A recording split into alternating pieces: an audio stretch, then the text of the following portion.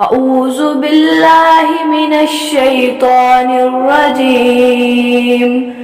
بسم الله الرحمن الرحيم. والتين والزيتون وطور سينين وهذا البلد الأمين.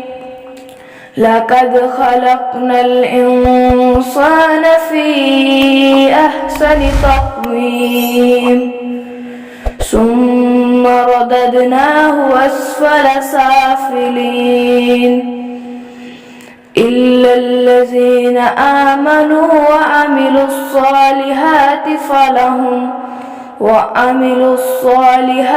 فلهم أجر غير ممنون.